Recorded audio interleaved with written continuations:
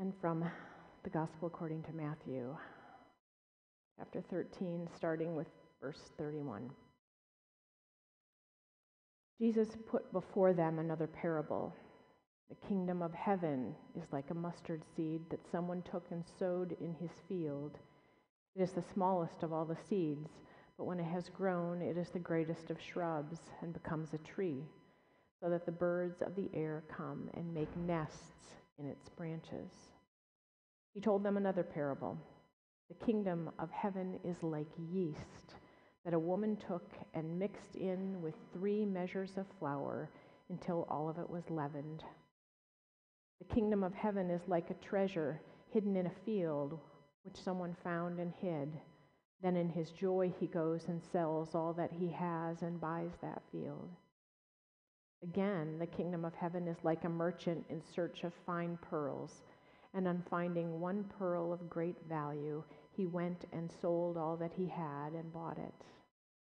Again, the kingdom of heaven is like a net that was thrown into the sea and caught fish of every kind. When it was full, they drew it ashore, sat down, and put the good into baskets, but threw out the bad. So it will be at the end of the age. The angels will come out and separate the evil from the righteous, and throw them into the furnace of fire, where there will be weeping and gnashing of teeth. Have you understood all this? The disciples answered, Yes.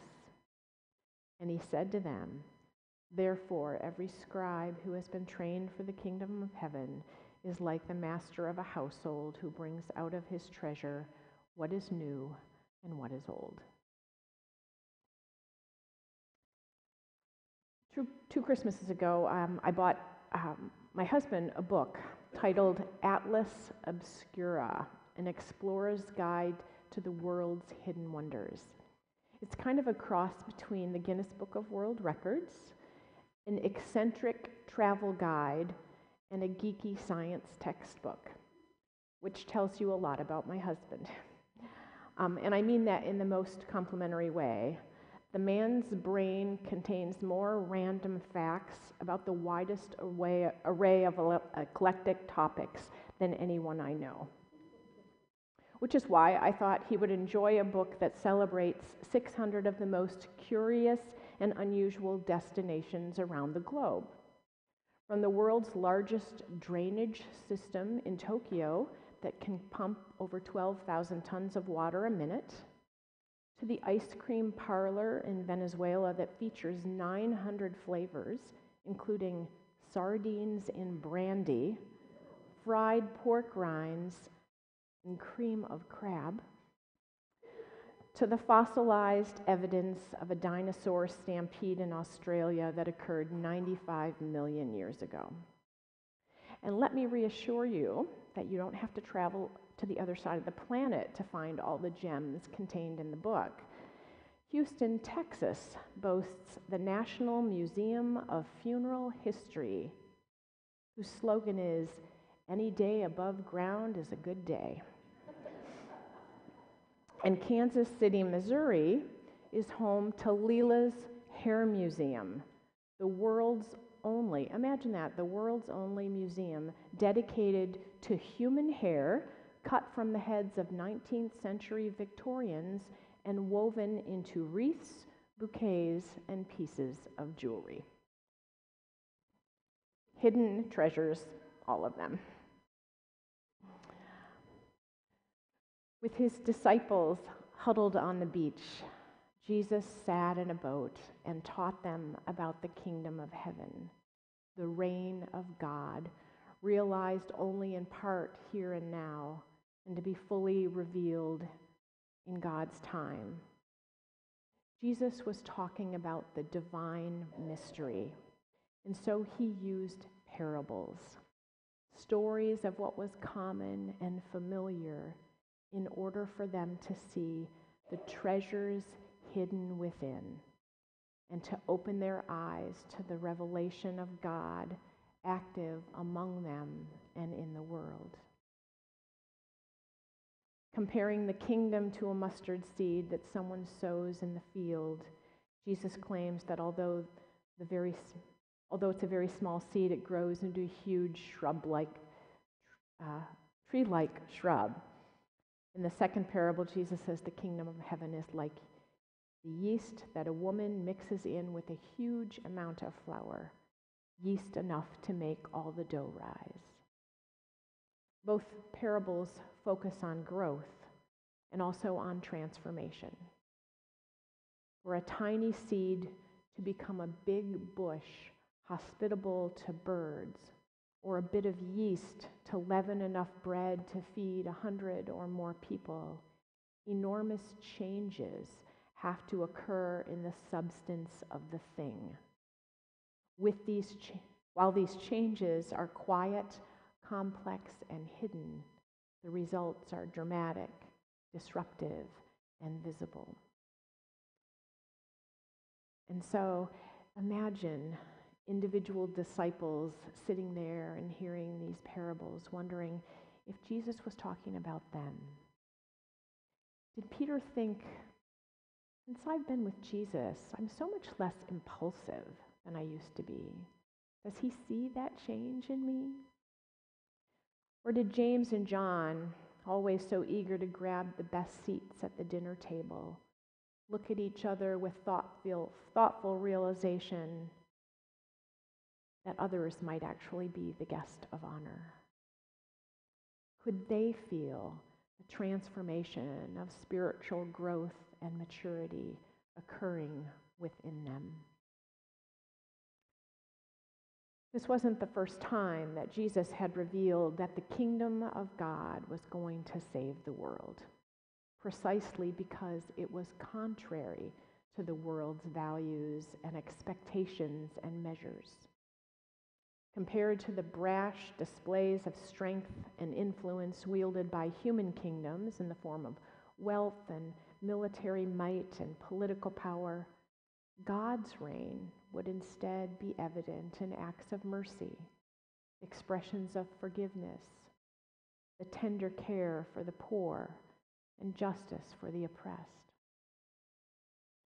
It is as if Jesus was reminding the disciples again that no matter how insignificant and unimpressive the kingdom of heaven might appear from their view, its substance and reach were truly expansive. Those who had given up everything to follow him, whose learning curve was steep and whose propensity for misunderstanding endless, the images of the mustard seed and yeast, which each grew into something that offered shelter and nourishment and hope and compassion, those might have been helpful images. And how about for us? God knows we trip all over ourselves trying to keep one foot firmly planted in the kingdom of God with its mustard seeds and yeast, and the other in a culture that insists bigger is always better. And so despite our best intentions, we tend to measure ourselves and our neighbors, our faith and our churches, in terms of winners and losers, rather than by the standards that Jesus put forth, like whether people's hearts have been changed or the souls of communities have been transformed by the love of God. According to the Barna Group, which is an evangelical Christian research company, the average Protestant church size in the United States today is 89 adults. 60% of Protestant churches have fewer than 100 in attendance every week. Only 2% have more than 1,000.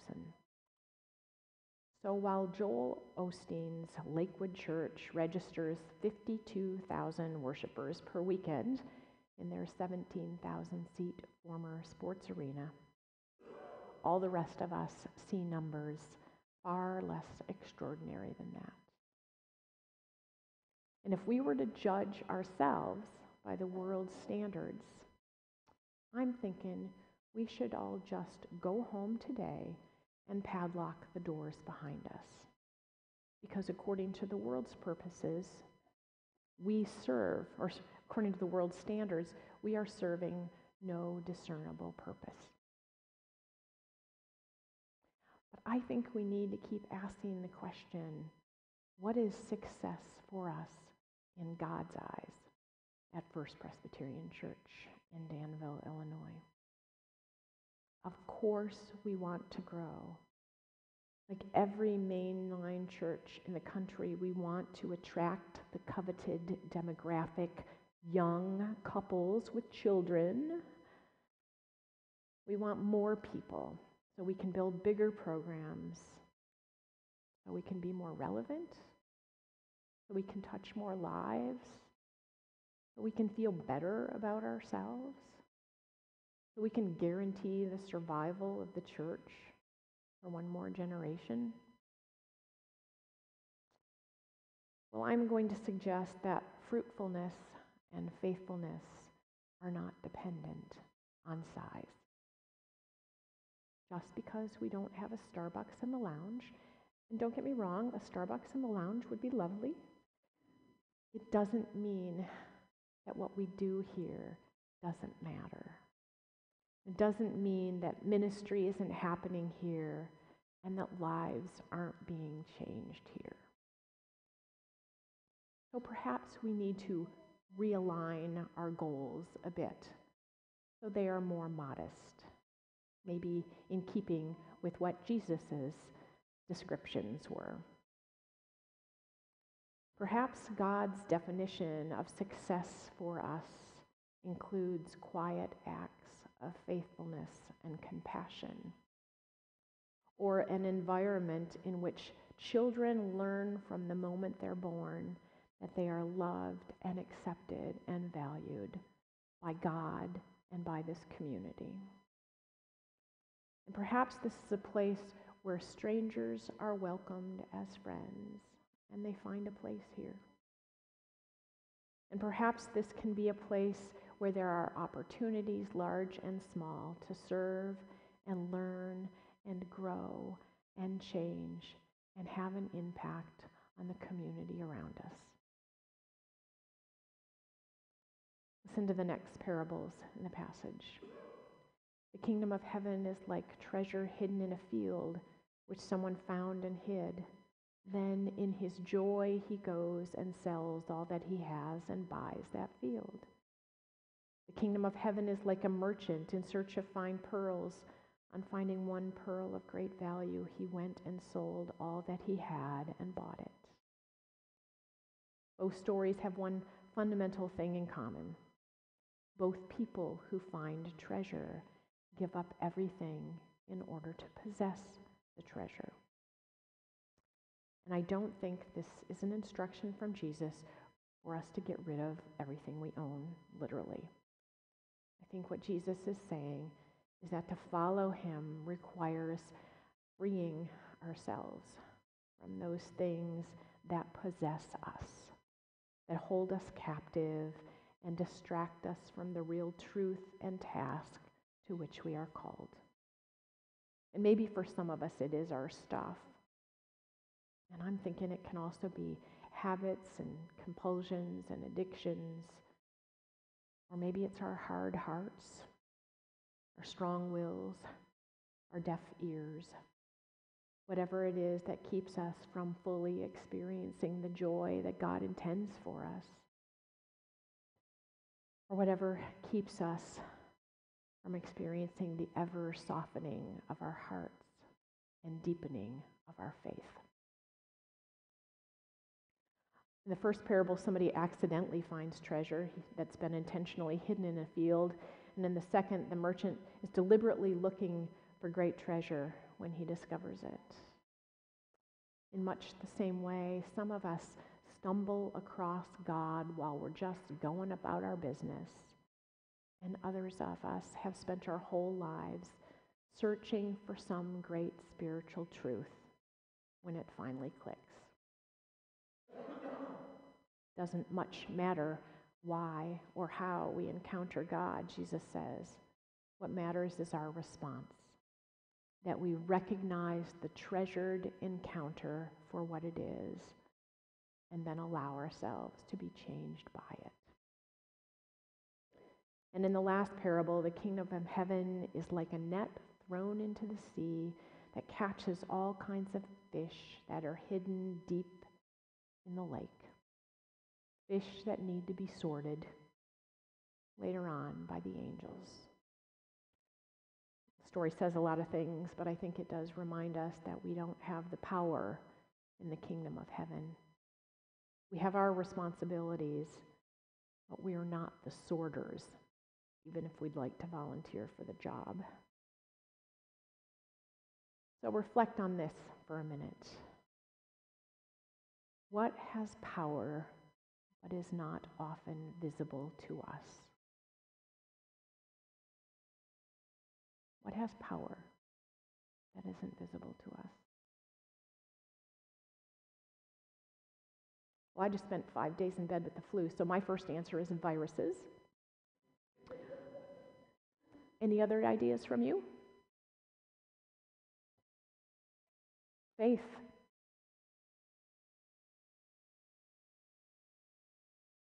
Love. Forgiveness. Friendship. Mercy. Acts of humble service that we may not even see. Right? A word, a kind word, a card, a gesture, a pint of blood. Okay, so it's visible, but it's small. A warm handshake or a hug. Generous giving. The sharing of your gifts in a quiet, unobtrusive way.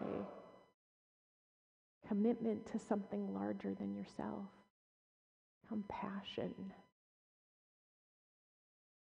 Folks, God's way is quiet and small and slow and humble. I know in the movies, in our minds, we want it to be loud and triumphant and evidently victorious, and I just don't think it works that way. It's persistent and tenacious and unrelenting, but it's often invisible. So remember that you and I, we have our place and our role in God's realm. It's our job not to be the kingdom of heaven, but to be like the kingdom of heaven, to offer shelter and nourishment and hope to others, to serve our purpose, and then point the way to the one whose kingdom it is, the one who holds all the hidden treasures.